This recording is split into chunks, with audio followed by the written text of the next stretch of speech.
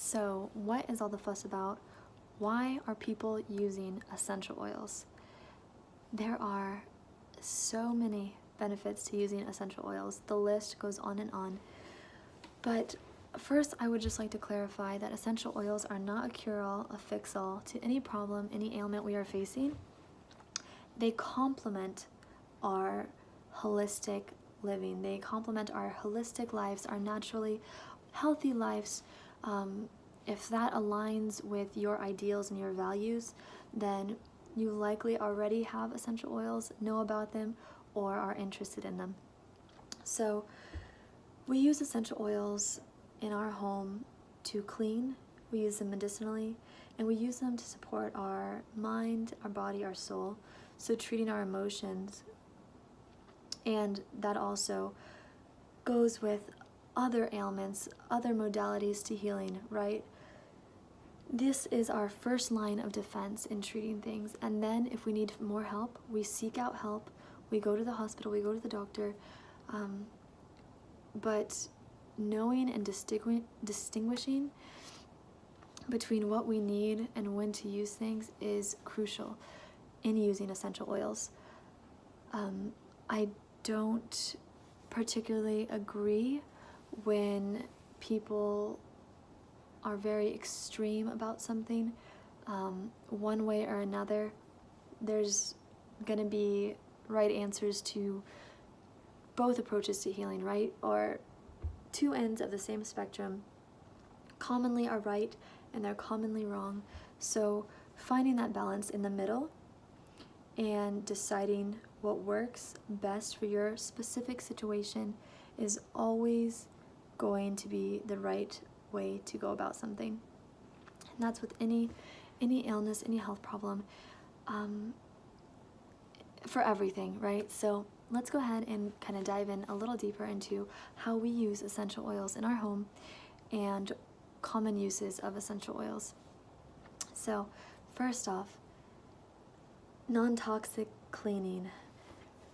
As soon as I had my daughter, I became more conscientious, and I'm sure other mothers, other fathers, other parents have become more conscious of what they are exposing their children to, exposing themselves to. As I was nursing, whatever I'm exposed to will directly be absorbed into my daughter's bloodstream. Through breast milk, she is exposed.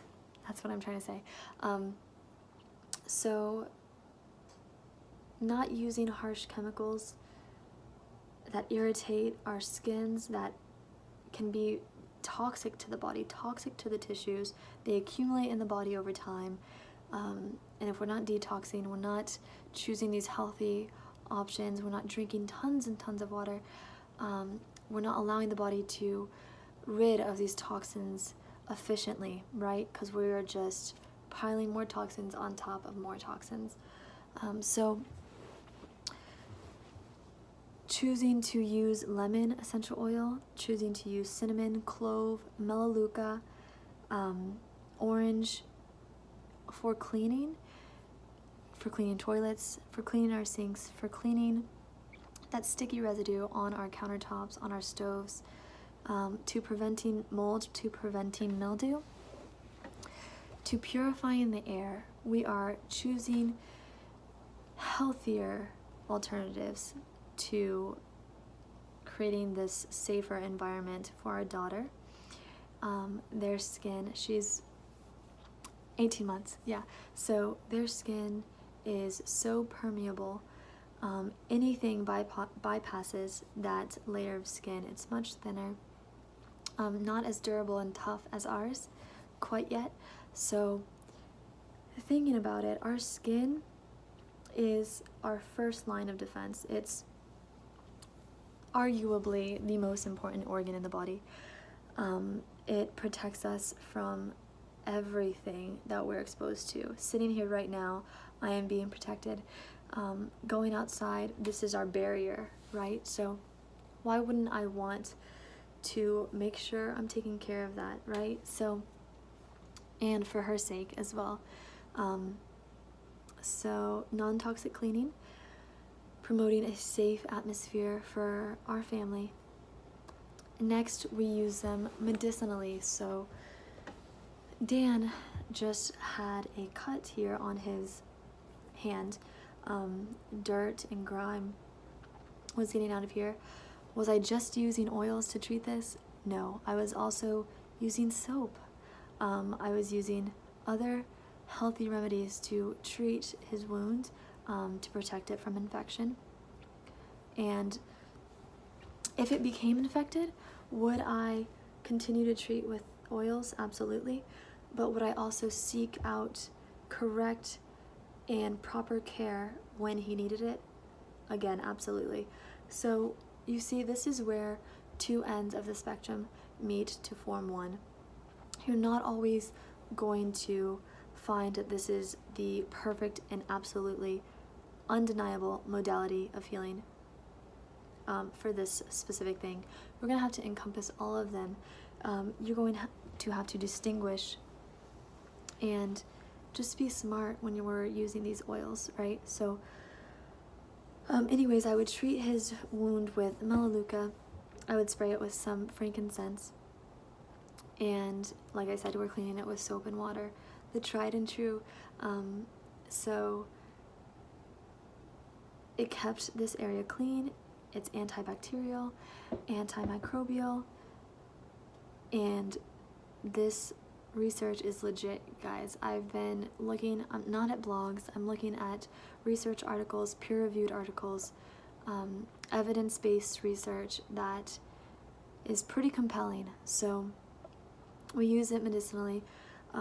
If someone has a cold, sore throat, I am gargling with not only oils but salt as well, to fix and soothe the sore throat. I'm topically applying oils to the throat area beneath the feet to support and enhance immunity, being one step ahead in preventative care in our household. Not saying that we're never going to get sick. I mean, that's pretty far-fetched, but using everything I have access to, everything that this beautiful earth provides us in order to improve our quality of life. It's also why we exercise. It's also why we choose healthy meals. Could do better there. But like I said, this is where complementing our lifestyle with these oils. And I can't say that enough, because you can't just do one part and not do all the other steps, right? We can't just exercise once and expect transformation to happen. You have to be diligent. You have to be smart. You cannot overly indulge in oils, which I kind of see as a problem. I'm not going to diffuse lavender constantly in my house if we're really feeling fine, you know? I'm not solely going to rely so heavily without journaling, without meditating, understanding my emotions, and then using lavender to treat these emotions, to relax temporarily. So that brings me to my next use. My next big point is using the oils for emotions, using them for our mind, for our body, for our soul, aligning all of these together with essential oils and other modalities through yoga, meditation, reflection, exercising, all of these things. So using the lavender to help us relax if we're feeling extra anxious, if we're feeling a little bit of anxiety, if we're feeling nervous, if we're worrying, we're using lavender, we're using frankincense. If we're feeling kind of depleted, I will use some peppermint, I will use some orange, some lemon to kind of energize and uplift the mood. And this works in a number of ways, but the best way I like to describe it is, picture yourself, it's kind of gross, you walk into a public bathroom, it smells disgusting, absolutely repulsive. What does your body do? Your body tenses up.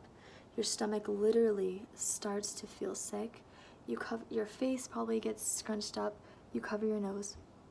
Your body is not agreeing with the smell, right? So imagine that with an incredibly pleasant aroma. So we're inhaling this lavender, we're inhaling this frankincense, this rose, this chamomile, and we're beginning to relax. The shoulders begin to go down. Our breathing becomes deeper.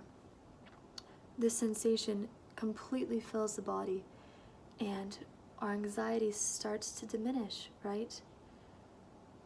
We are all of a sudden taken out of that worry into this all-encompassing, beautiful smell, thus aiding in calming us down. And this is also what meditation, what yoga, what exercise is used for. And this is what oils are used for. So I hope this kind of gave you some insight, some clarity into the best way to use oils, why we use them, and how they can complement your lifestyle.